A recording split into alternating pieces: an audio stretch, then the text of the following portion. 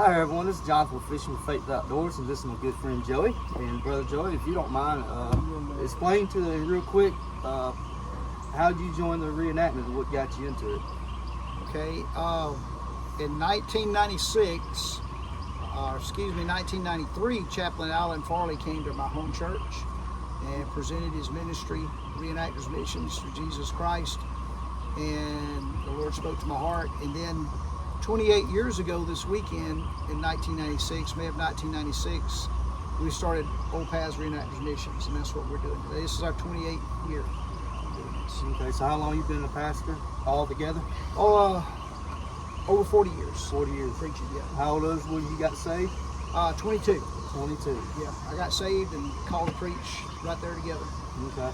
That's great to have a pastor out in these events and teaching people the history and what we're involved in speaking of. Explain to the audience, my audience, what the Christian values that the Federal and the Confederates both experienced during this time, and how God was moving through the camps on both sides, how Right. and that kind of thing. At the beginning of the war, you really didn't see a lot of chaplains. There were not as many. The Federal had a lot of inactive chaplains. The Confederacy didn't have very many chaplains at all. And chaplaincy was not really even taken serious at the beginning of the war. But after Antietam, Sharpsburg, there in 1862, the fall of 1862, a revival broke out. And General Jackson, General Lee were writing letters back home to their churches telling them to send preachers. And so as preachers started coming into the camps, you had Confederate chaplains that were military chaplains. You had volunteers. You had some that were just considered missionaries. You had a group called Cole Porters that handed out tracts. And so the preachers started preaching, and they preached basically every day. They had services in the camp, prayer meetings all the time. The revival started in 1862, and it continued up and down until the winter of 1865, and that's when the revival slowed down. After the war was over, General Lee's chaplain, J. William Jones, wrote a book called Christ in the Camp. General Lee had already passed away, but he requested that this book be written, and it explained what happened. And there were over 150,000 Confederate troops that had became Christians that were documented. They believe the number could have went over another 100,000. And that was over a period of 4 years? Over a period of from 1862 to the winter, the fall of 1862 until the winter of 1865. That's pretty good. That's why we became known as the Bible Belt. Right. The Bible Belt is the South. After the war was over, 9 out of every 10 preachers that went into the ministry by 1870 had gotten saved during the revivals, and churches doubled in size in the South by 1870. And didn't Robert E. Lee have a colored servant? I can't remember his name now, but I'm sure you do. That started a lot of churches after the war. And there were several great preachers that were black preachers. John Jasper was one of them. Great man of God. General Jackson actually started a Sunday school class for the children in his hometown before the war, that were for the slave children. Right. And he started that Sunday school class, and out of that Sunday school class was born churches, and one of them still exists today. That's great. General Jackson had such a burden for these children that at one time he believed God might have been calling him to go to Africa as a missionary. That's crazy. A lot of people don't believe that, didn't know that, but that's exactly right. That's true. There's a lot of stuff that they don't teach you Yes, sir. in the schools, that about this stuff and how important it was. And you had 80,000 black troops that were fighting, people that loved God, they loved their country. They were fighting to protect their homes. Yeah. But in the midst of all that fighting and all the chaos and all the political, whatever you want to call it, the hierarchies out of Washington, all of that, laying all that aside, God used the war to wake up people in America, and that's why it's called the Third Great Awakening. Right. So that people would wake up and serve God. That carried us into the early 1900s and even into World War II. Yeah. And then America started declining again morally, and that's Yeah. where we are today. Where we at today? Yeah. So what about the federal side? How did God impact the federal side? There was the United States Christian Commission, great people that loved God, great preachers. They would follow the federal troops. They were not part of the Army. They would follow behind the Army. They would hand out tracts. They brought the gospel into the South with them. As Sherman's men were marching through Georgia, the United States Christian Commission were behind them, ministering to the families that they had destroyed. And they were giving out the gospel on both sides. Actually, you had a great revival in the Union Army above Chattanooga before they entered Georgia. And so many men from the north trusted the Lord as their Savior that when they started to march into Georgia, if you look at the rosters, you will see a great number of federal troops going AWOL and refusing to march into Georgia because they had become Christians. That's crazy. And they went back home. I'm pretty sure that's part of, and I know a lot of the blame falls on Sherman's shoulders, but he was a part of it, making Georgia howl. Yeah. And we had that discussion a little bit a while ago in another interview, and not all the blame was to lay on Sherman, but he was the high command. Right. So, Right. And just on your point of view, and due to the historical background you have, what would you tell the audience about the slavery in the South compared to the slavery in the North? Well, there's the slavery in America started many years before. Early 1600s or Yeah, later. they brought slaves to America. You had slavery. You had people from Europe selling slaves, and then during the slave trade, you also had black people in America owning slaves. Yep. One of the largest slave owners in America was black. Yep. He You actually demanded it. You had I can't remember his name. you had slaves. You had families that may own one slave they considered owning a servant. You had families that might have owned many slaves.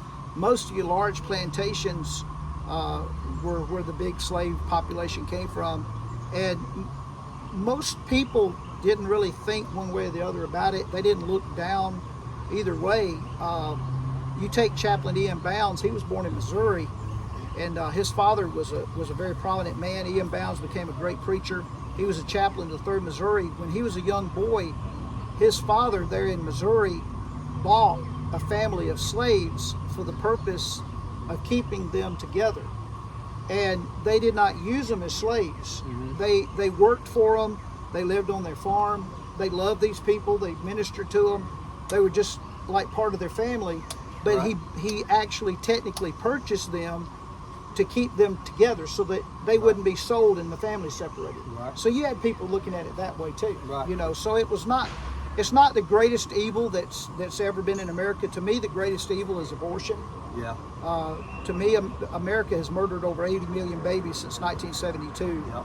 And to me, the immorality in America is a lot worse than anything that's in our history. So what people don't realize is slavery to America was actually a blessing because it got a lot of people over here That's exactly introduced right. to the Christ, Right. to Jesus. They was introduced to Christ, and God has used a lot of great people down through the years. I know that preachers that are black preachers. I know white preachers that love God, both sides. We don't look at it as a skin color. People get saved, they trust the Lord, Yep. they're a child of God. I don't care what color they are. And God did use the institution of slavery so that the people could hear the gospel. Right. And a lot of times people go through hard times, Yep. and God sends them through hard times in order for God to work a purpose in their life, just like the children of Israel were slaves for 400 years down in Egypt Yeah. in bondage. Well, God used So that. slavery is never nothing new. It's nothing new. It's nothing new. And God used that to strengthen his people. Right. And that's God does things in mysterious ways. We don't understand it all. And in your best opinion, how would you explain slavery in the North? Because it did exist. As much Slavery as they in the like North, to say it didn't. it was hypocritical. Yeah. The Emancipation Proclamation only freed the slaves in rebellion. Right. General Grant was a slave owner, was very upset when he had to free his slaves. General Lee inherited slaves and turned them loose. That's right. General Jackson, there's been some questions down through the years about his exact opinion of slavery, but he was a kind man who didn't believe in mistreating people. Right. Slavery in the North ended at the end of the war, and the government used these people as pawns. Yes, they didn't they did. care about them. They just used them, just like they're using people today. Because didn't Lincoln tell the officials of the Southern Yes. government that if they just come back to the Union, they Right. could keep their slaves? The South fought over taxes. It was over money.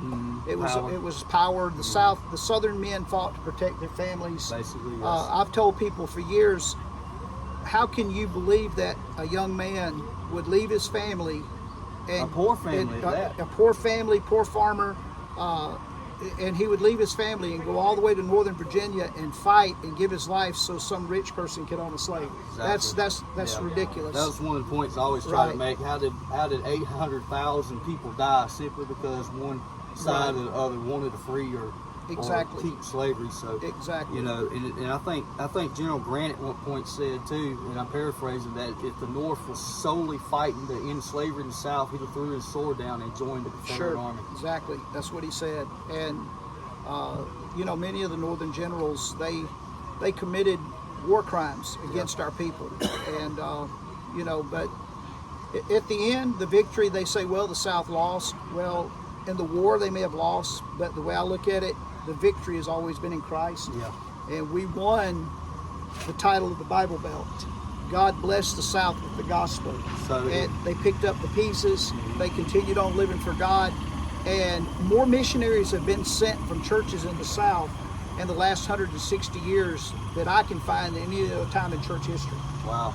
And I believe it was because of those wartime revivals. So, in your best opinion, what would, if the war didn't break out and it just somehow sizzled out, or just everybody got back together on the same page and the war didn't break out, how would the South have been the Christian belt today? Or It may have never been. You know what I'm trying to say. It may have never been. God had to put us through the fire. Mm-hmm. We had to go through a hard time, and we did. The South went through that hard time. People have to get down to look up, Yeah. and the South was forced down. But in that, they looked up to the Lord and they trusted God. And God used a great number of Northern people as well that love God, not demonizing the North. You had Right. D.L. Moody out of Chicago that he was going to Camp Douglas there where the Confederate prisoners were, and he was doing everything he could to witness and minister to those men. And unfortunately, the prison camps up north were almost like concentration camps. They were. And they had the means to feed them in, but that's Right. another story for another day. Right. So, but, I think that's everything I need, Brother Joey. I sure appreciate your time. God bless Yes, you, sir. buddy. Thank you, and we'll Yes, see sir. y'all at the next one.